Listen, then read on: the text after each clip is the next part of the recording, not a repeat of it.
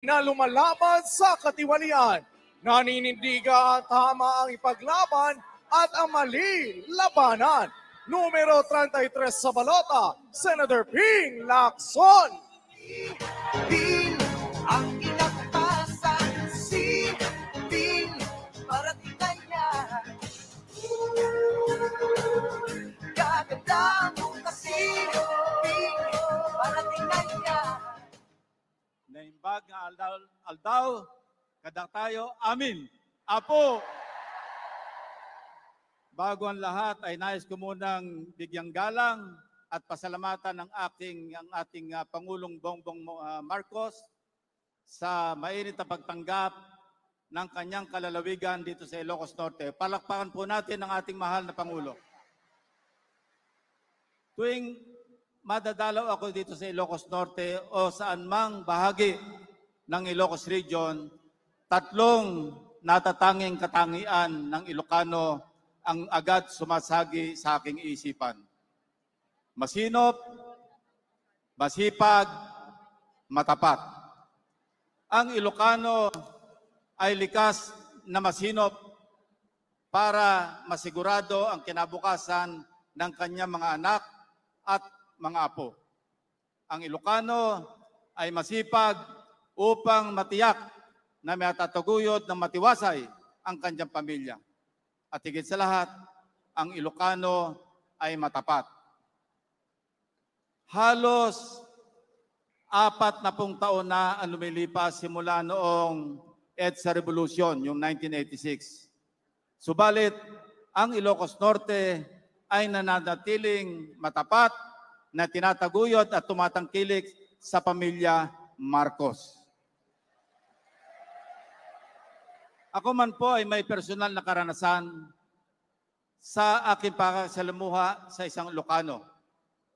Ang amin pong unit sa dating Philippine Constabulary Metropolitan Commando, PC Metrocom, ang aking pong commander noon ay si Colonel Rolando Abadilla na tubong Bana, Ilocos Norte. Noong nagsimulang mag-defect o lumipat sa mga rebelde ang ilang members ng Armed Forces of the Philippines, kami ng mga opisyal ay pinulong niya sa aming opisina. At ang sinabi niya, tayo ay sumumpa sa ating tungkulin. Na mananatili tayong tapat sa ating konstitusyon, mananatili tayong tapat sa ating Commander-in-Chief na sinoon ay si Pangulong Ferdinand Edrelin Marcos. Fast forward, nung napanood namin sa telebisyon na umaalis na ang pamilya Marcos papuntang Hawaii. Noong ko lang po nakita si Colonel Abadilla, sa kauna ng pagkataon ay humagulgol na parang bata. At ang sinabi niya sa amin, umalis na ang ating Pangulo, ang ating Commander-in-Chief, tayo ay maghihiwa-hiwalay na. Hindi ko kayo pipigilan kung saang unit kayo ma-assign, subalit ako mananatili na hindi ako tatanggap ng maski anong assignment sa Armed Forces. Ganon niya ang kanyang ginawa hanggang sa lumipas sa mga 10 taon, siya po ay na-ambush at napatay. Siguro na mga nakalaban na rin namin noong panahon na kami nanunungkulan sa PC Metrocom. Ako man po, pagkatapos ng 6 na buwan, nalagay sa floating status. Kami po yung nataguriang mga Marcos loyalist. At pagkatapos ng 6 na buwan, ako po ay pinatawag ni PC Chief Renato de Villa. At ako binigyan ng assignment and then hanggang sa uminog ng aking karir, hanggang sa naging Chief PNP po ako. Sa Malacanang po may 3 prominenteng Ilocano na kumakatawan sa 3 eme. Juan Ponce Enrile, Presidential Legal Counsel, masinop. Sa Manila Hotel, nagkwentuhan ng mga waiter. Minsan daw kumain, nagbigay ng tip si Senator Enrile, mga 10 taon na po ito. Nagbigay ng tip 100.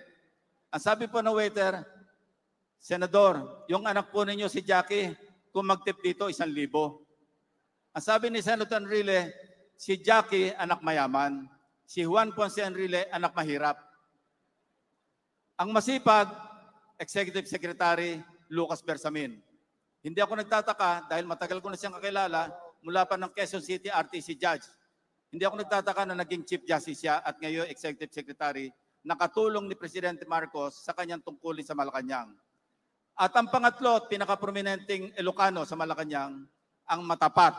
Matapat sa tungkulin, matapat sa bayan, matapat sa bansang Pilipinas. Si Pangulong Bongbong Marcos. Ako po, kung sakaling bibigyan ng pagkakataon, ay tutulong, magiging tuwang ng Pangulong Marcos sa pagtataguyod upang maging maganda ang kinabukasan ng ating bansa at kinabukasan ng susunod na lahi ng Pilipino. Maraming salamat po at magandang araw sa ating lahat. Muli mga kababayan, number 33, Senator Ping Lacson. Kasunod naman